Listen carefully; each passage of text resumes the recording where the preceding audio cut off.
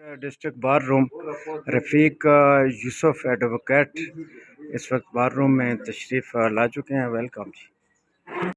میں ہوں سمیرہ نواز state news مانسیرہ سے جی. اور آج میں موجود ہوں جی ڈسٹرکٹ بار مانسیرہ، جو کہ پاکستان کی ایک خوبصورت بار، ایک خوبصورت علاقہ مان کا صحرا مانسیرہ میں. اور میرے ساتھ ابھی موجود ہیں جی یہ ہمارے بار کے صدر، مانسیرہ بار کے صدر جناب رفیق یوسف صاحب، جو کہ خوبصورت شخصیت کے مالک ہیں. اور انہوں نے اپنی ایک خوبصورت قانون دان جو کہ ابھی ریسنٹلی جو ہے یہ ہمارے بار کے صدر مانسیرہ بنے ہیں. تو میں ان کو ویلکم کرتی ہوں اپنے چینل پر جی. السلام علیکم سر. وعلیکم السلام. کیسے اللہ کیسا ہے؟ میں بھی آپ کا بہت مشکور ہوں کہ آپ نے مجھے موقع دیا اس چینل پہ. بھاری صاحب کو بھی مشکور ہوں، میڈم آپ کو بھی مشکور ہوں. Thank you very much.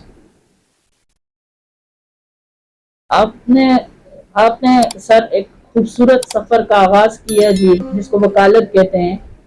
اور اس میں یہ پوری بار ڈسٹرکٹ بار مانسیرہ، ایبٹ آباد اور ہری پور، یہ سپریم کورٹ تک ماشاءاللہ سے سر آپ ایک نامی گرامی جس کو کہتے ہیں وکیل ہیں جی.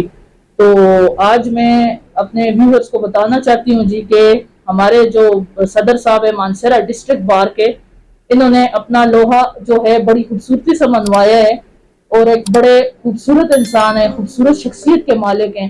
تو آج میں ان سے پوچھنا چاہتی ہوں سر آپ سے کہ آپ نے اپنی زندگی کا سفر کس طرح سے گزارا ہے، کیسا رہا آپ کا یہ زندگی کا سفر جی؟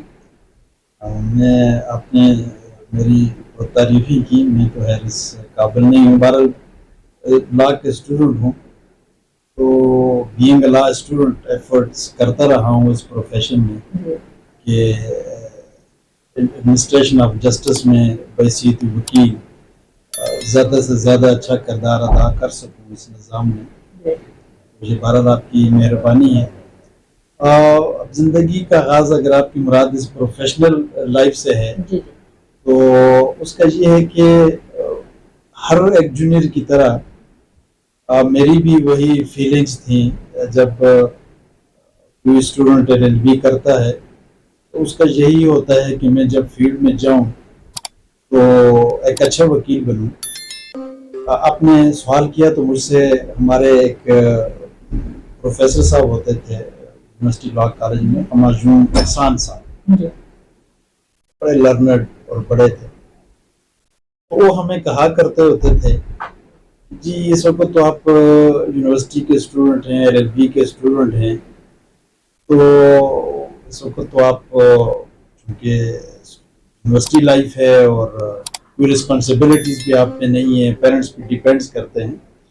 وہ کہا کرتے تھے لیکن جی جو پروفیشن ہے وکالت کا، جب آپ اس پروفیشن میں جائیں گے تو آپ سب لوگوں نے جی جتنے بھی جہاں سے لا گریجویشن کر کے لا گریجویٹ بن کر نکلیں گے تو فیلڈ میں جب جائیں گے تو سب نے منہ کے بل گرنا ہے.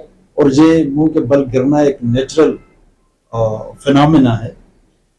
اور پھر وہاں پتہ چلے گا کہ کون ہمت کر کے اٹھتا ہے اور اپنے آپ کو اپنا سروائیول کنٹینیو رکھتا ہے وہاں پہ. تو اس وقت تو ہمیں شاید ان کی یہ بات اتنی سمجھ نہیں آ رہی تھی، لیکن جب واقعی میں فیلڈ میں آیا، جب میں نے جوائن کیا یہ پروفیشن، محسوس ہوا کہ جہاں پہ واقعی مسائل ہیں، پرابلمز ہیں اور جونیئرز کو بہت زیادہ ہارڈ ورک کی ضرورت ہے.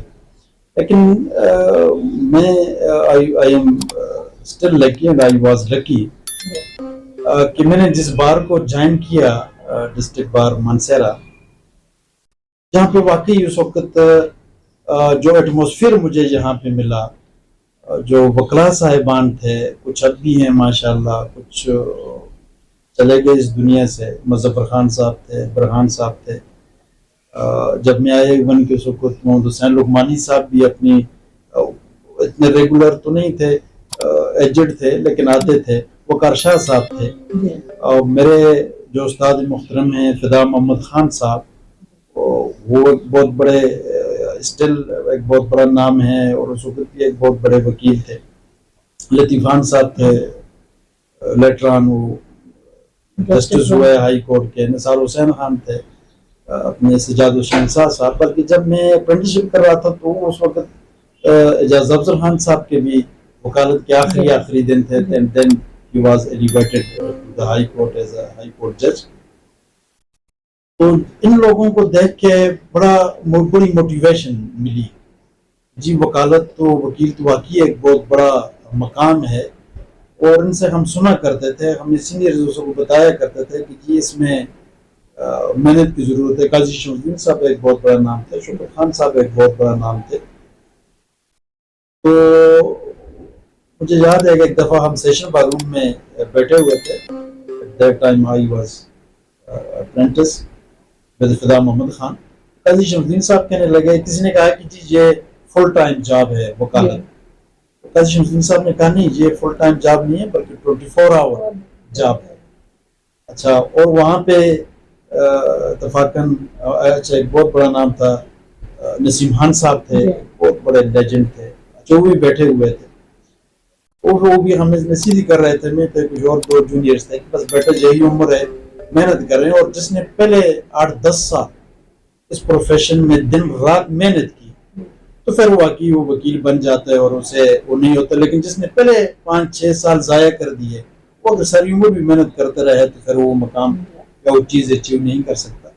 بہرحال جونیئرز کو مسائل ہوتے ہیں، ہمیں بھی تھے، لیکن لکیلی یہاں پہ جو میرے استاد ہیں فدا محمد خان صاحب، وہ بالکل اپنے جونیئرز کو ایسے ہی کرتے ہیں جس طرح بچے کو، چھوٹے کو جو ابھی چلنا سیکھ رہا ہو اور انگلی سے پکڑ کے، ہاتھ پکڑ کے چلنا سکھاتے ہیں. یہی ان کا طریقہ کار ہوتا ہے.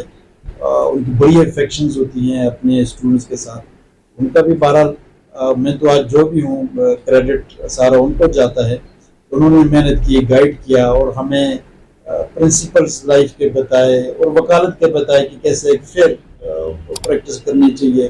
بلکہ جہاں پہ سب جتنے بھی سینئرز ہیں سبھی ماشاءاللہ ایک فیئر پریکٹس کمٹمنٹ کے ساتھ اور فار دی جسٹس کورٹ میں اور کو پراپر اسسٹ کرنا، تو یہ ساری چیزیں تھیں. بہرحال میں سوچتا ہوتا ہوں کہ اگر میں کسی اور بار میں ہوتا مجھے شاید زیادہ مسائل فیس کرنے پڑتا ہے کمپیریٹیولی. کیجیے لکلی میں ڈسٹرکٹ بار مانسیرا کو میں نے جوائن کیا، کچھ سینئر سے بہت کچھ سیکھا، بڑا تعاون بھی کیا انہوں نے. بہرحال یہ سفر ہے اور ابھی جاری ہے، تو ابھی بھی بینگ اسٹوڈنٹ آف لا ہیں یہاں پہ. ماشاءاللہ سے سر، ابھی آپ نے جس طرح سے ڈسٹرکٹ بار مانسیرا کا جو آپ کا ابھی ہوا جی الیکشن ہوا، ریسنٹلی ہوا، اور ماشاءاللہ ایک آپ اچھے ووٹوں کے ساتھ جو ہے آپ جیتے ہیں، تو تھوڑا اس حوالے پہ بھی سر تھوڑا روشنی ڈالیں کہ جو ڈسٹرکٹ بار میں آنے والے جتنے بھی ہمارے مسائل ہیں ڈسٹرکٹ کو، تو اس کے حوالے سے ابھی ایک بطور صدر آپ کے کیا اقدامات سامنے آئیں گے سر؟ ہاں جی، چونکہ ہمارا یہ بار کا، بلکہ میں کہتا ہوتا ہوں کہ اگر کہیں پہ ٹرو سینس میں ڈیموکریسی ہے تو ہمارے بار ایسوسیشنز میں ہی ہے.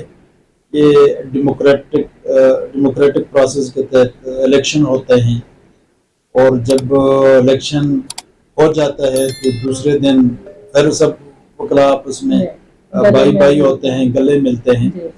تو یہ ایک بہت بڑا، بلکہ یہ اگر ہمارے پولیٹیشنز ہماری ان روایات کو، ٹریڈیشنز کو فالو کریں تو ہمارے ملک کی ڈیموکریسی کی بھی ایک بہت بڑا ایک اچھا اثر ہو اور یہ ایک پازیٹیوزم ہو. تو میرا جو مسائل ہیں بار کو، نو ڈاؤٹ، تو میرا سب سے اگر پرائرٹیز کو دیکھوں تو پرائرٹیز میں سب سے زیادہ پرائرٹی یہ ہے کہ جو ہمارے ینگ لائرز آتے ہیں اور جن کو پریکٹس کرنے کا شوق ہے، جو وکیل بننا چاہتے ہیں، تو ان کو کیا مسائل ہیں.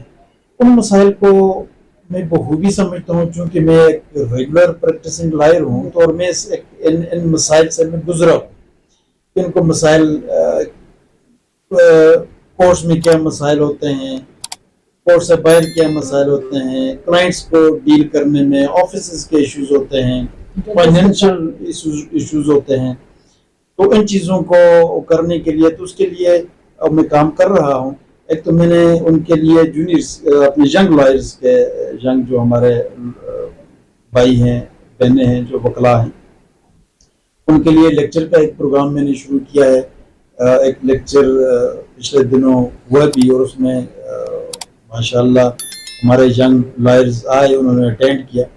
تو ایک تو یہ ہے کہ ان کی گرومنگ ہو اور سیکھیں بھی, اور دوسرا ایتھکس پہ میرا زیادہ کنسنٹریشن ہے کہ بیسیکلی ہم جب ایتھکس کو فالو کریں گے تو اسی میں ہماری عزت بھی ہے, ہماری ڈگنیٹی بھی ہے, ہمارا مقام بھی ہے.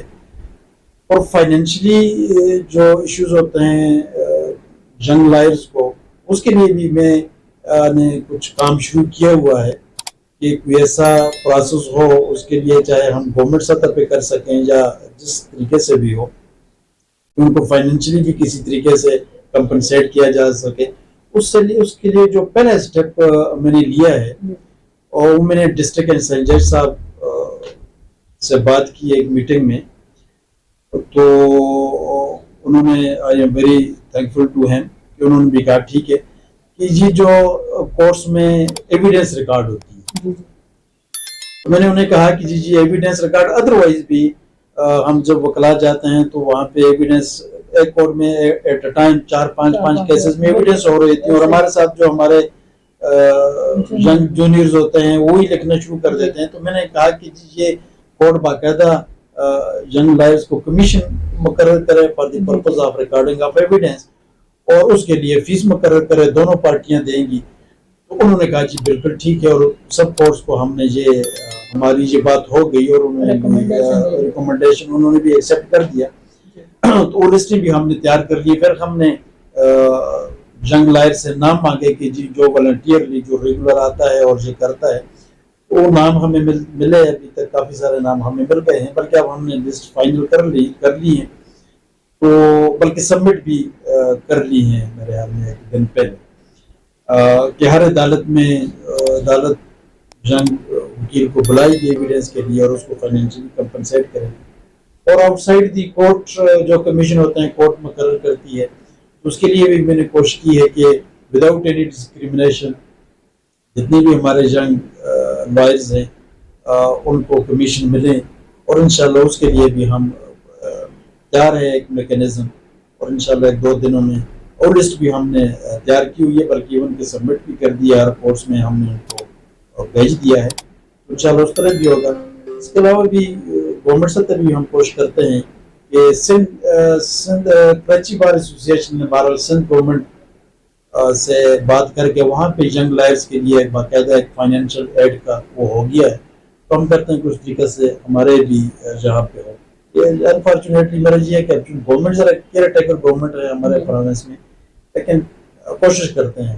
یہ سر جس طرح سے ابھی آپ نے فنڈز کی بات کی ہے, تو یہ تھوڑا سا جو ہمارے سننے والے ہیں ینگ لائرز ہیں اسپیشلی, ان کے لیے میں یہ ایک آپ سے کوشچن اٹھانا چاہتی ہوں اس مسئلے پہ کہ جس طرح ہمارے ینگ لائرز یہاں پر جو ابھی کام کر رہے ہیں, اب ہماری سر بدقسمتی یہ ہے کہ ان کی کوئی ایسی انکم تو نہیں آ رہی. وہ تو ظاہر ہے نیو اپرینٹس شپ میں آتے ہیں, وہ نیو لائرز ہیں ہمارے, ہماری کوئی سر ایسی بیسک سیلری ہوتی نہیں ہے, ہم تو کیسز کے ساتھ چلتے ہیں.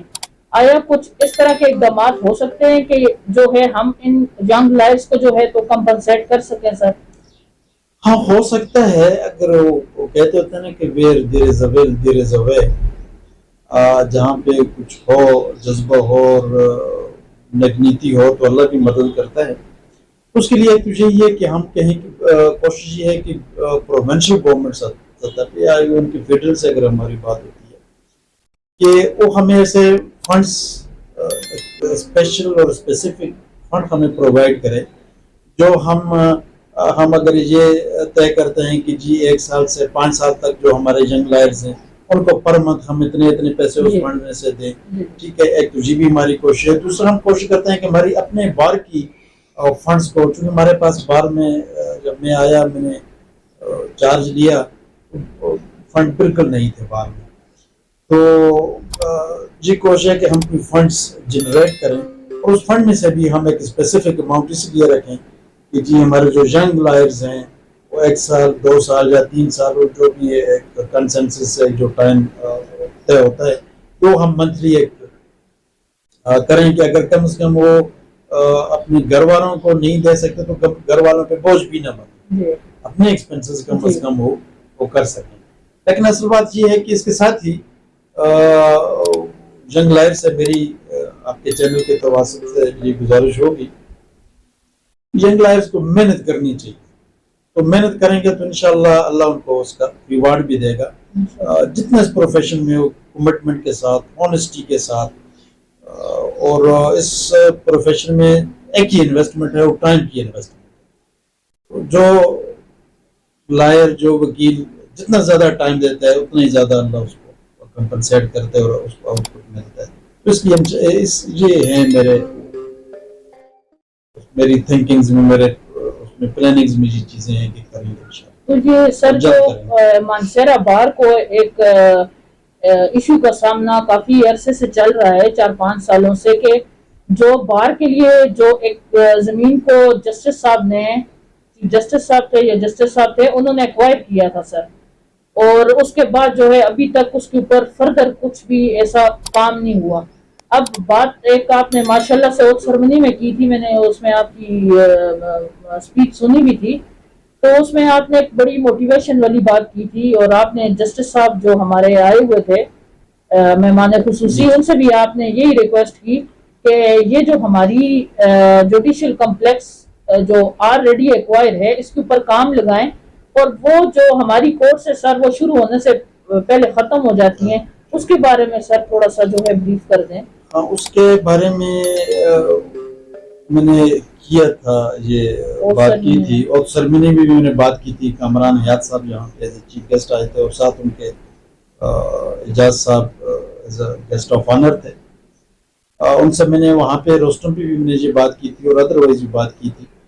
اس پہ بہرحال ایک تو جو میں نے اس میں جو کی ہے ایفرٹس, پہلے تو یہ ہے کہ کم از کم ایٹ لیسٹ اس کا جو نقشہ ہے ہمارے جوڈیشل کمپلیکس کا وہ فائنل ہو کے اس کو فائنل کر دیا گیا ہے, اور یہ تقریباً پچھلے کوئی 10-15 دن پہلے وہ بالکل فائنل ہو گیا ہے.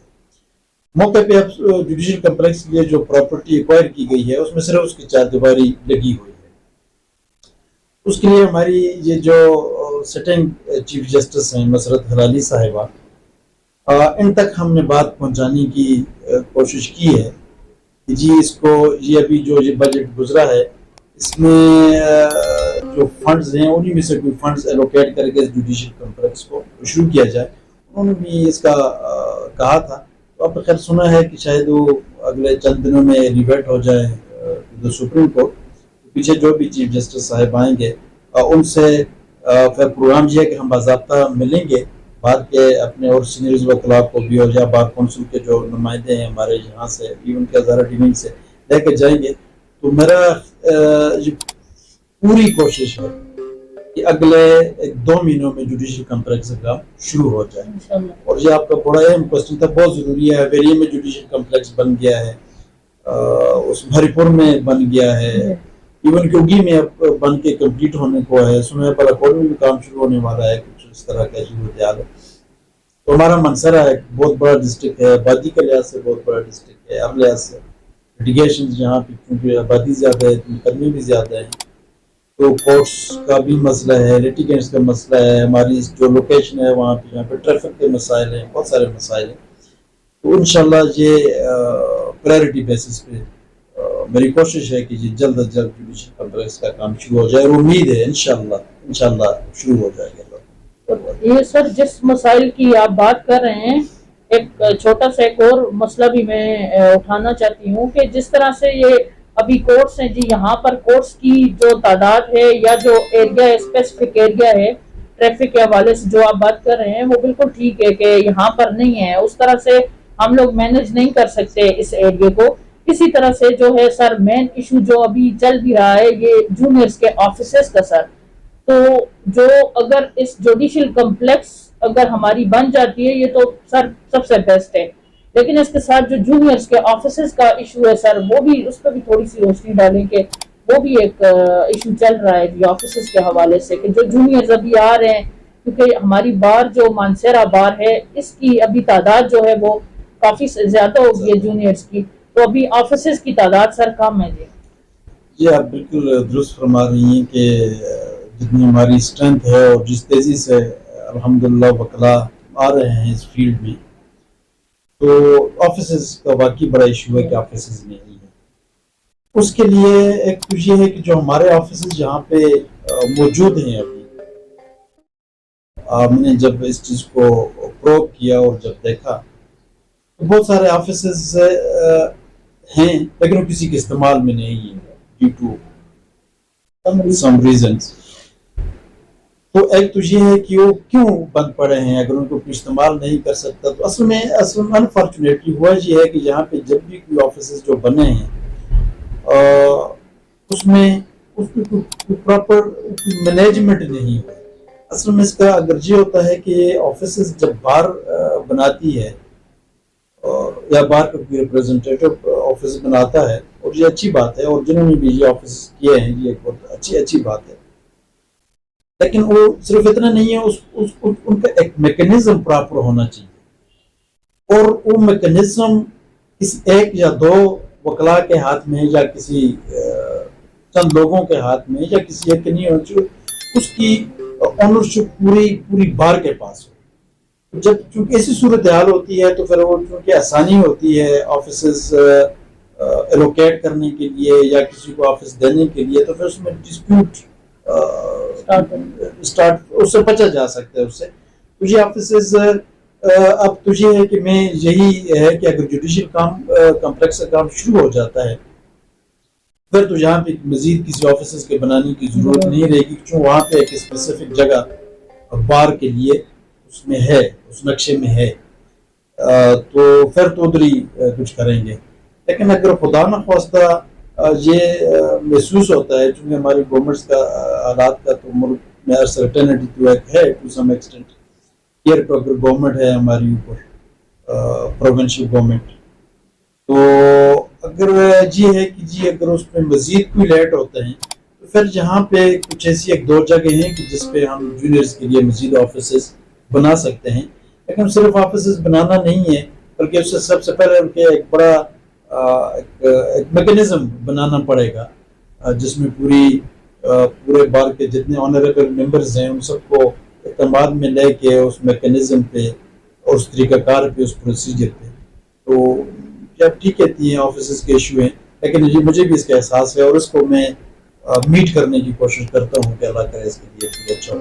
और जो मौजूदा ऑफिस हैं उसको भी सूरत हाल ये है कि जी जितने ऑफिस बने हुए हैं ये प्रॉपर्टी किसी की ओनरशिप नहीं है, ये गवर्नमेंट की ओनरशिप है, गवर्नमेंट ने हमें दी हुई है हमारे पोजीशन में। इसका रिकॉर्ड भी मैंने देखा हुआ है, रेवेन्यू रिकॉर्ड भी मैंने देखा हुआ है कि जी ये कौन सी जगह का लीगल स्टेटस क्या है, ठीक है। तो अब ये इसका कुछ ऐसा मैकेनिज्म हो इसका कि ये दफ्तर ऑफिस जो हैं इसको ये सिर्फ वकला ही इस्तेमाल कर सकें और इस पे कोई ऐसा कोई सिस्टम ना हो कि इसकी कोई सेल खरीद और फरोख्त का कि जिस तरह कोई अपने इसको पर्सनल प्रॉपर्टी बना के करता है, ये सिलसिला ना हो। उसके लिए एक मैकेनिज्म का हम इंशाल्लाह मैंने बनाए हुए भी, बल्कि एक कमेटी मैंने इसमें कॉन्स्टिट्यूट की है, तो इस कमेटी को मैंने कहा है कि ये सारी चीज़ें देखे और उसका एक लाएअमल तैयार करके तो कैबिनेट के सामने रखे। इंशाल्लाह करेंगे और इस चीज़ को हम हाउस में भी किसी वक्त इस मैकेनिज्म को डिस्कस करेंगे कि क्या मैकेनिज्म होना चाहिए आगे।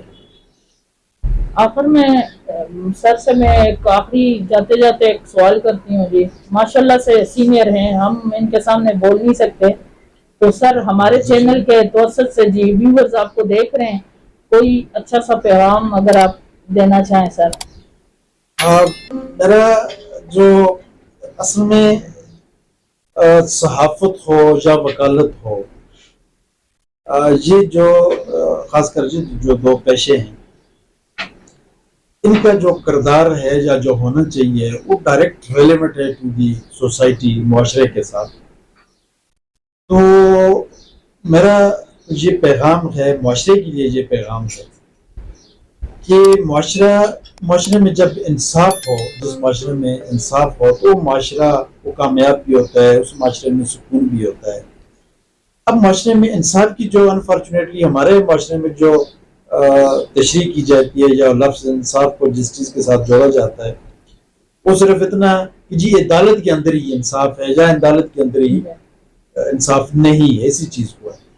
حالانکہ انصاف کا مطلب یہ ہے کہ ہر بندے کو پہلے اپنے گھر پہ انصاف کرنا چاہیے، پھر وہی انصاف اس کے محلے تک ہوتا ہے، پھر اس علاقے تک آتا ہے، پھر ملک تک آتا ہے. اور انصاف کا طریقہ یہ ہے کہ ہم نے سب جتنے بھی اس ملک کے شہری ہیں ہم سب نے اپنی حقوق کو اور اپنی ذمہ داریاں دونوں کو پہچاننا ہے. ہمارے معاشرے میں حقوق کی بات کی جاتی ہے، ذمہ داریوں کی بات نہیں کی جاتی. حالانکہ یہ ہوتا ہے کہ حقوق اور ذمہ داری کی علیحدہ چیز نہیں ہے، ایک حق دوسرے کی ذمہ داری بن جاتا ہے اور دوسرے کی ذمہ داری اس کا حق بن جاتا ہے. تو ہمیں اپنی ذمہ داریوں کا احساس کرنا چاہیے، اور جب ہم اپنی ذمہ داریوں کا احساس کریں گے تو یہ آٹومیٹیکلی ہمارے حقوق بھی محفوظ رہیں گے. تو جس کا جہاں پہ جتنا اس کا رول بنتا ہے اس معاشرے کے لیے اپنی ذمہ داریاں پوری کرے تو یہ معاشرہ ایک خوبصورت معاشرہ بن جائے گا. اور دوسرا عدم برداشت والا ہمارے معاشرے میں ایک بہت بڑا ایلیمنٹ ہے جس سے بہت ساری چیزیں جنم لیتی ہیں. بہت سارے کرائمز ہمارے جو ہیں یہ جو ناانصافیاں ہیں وہ عدم برداشت سے شروع ہوتی ہیں. تو ایک برداشت کا مادہ بہت کم ہو گیا ہے. برداشت سے معاشرہ کام لے تو یہ معاشرہ ایک خوبصورت معاشرہ بن سکتا ہے. رویے اچھے ہونے چاہیے. معاشرے کی جو بیسک چیز ہوتی ہے معاشرہ ہمیشہ رویوں کے ارد گرد گھومتا ہے. جب ہم اپنے رویوں کو درست نہیں کریں گے تو پھر ہمارے معاشرے میں ناانصافیاں بھی ہوں گی، جرائم بھی ہوں گی، اور جتنی کباہتیں ہیں وہ ساری کی ساری ہوں گی. لیکن جب ہم اپنے رویے اچھے کریں گے تو ہمارے رویوں سے بہت سارے مسائل جو ہیں وہ ختم ہو جائیں گے. بہت شکریہ سر، آپ نے اتنا اچھا قیمتی ٹائم دیا جی. بہت اچھا لگا سر آپ سے بات کر کے، اور میں دل سے شکریہ ادا کرتی ہوں آپ کا. Thank you very much. میں بھی آپ کا بہت مشکور ہوں.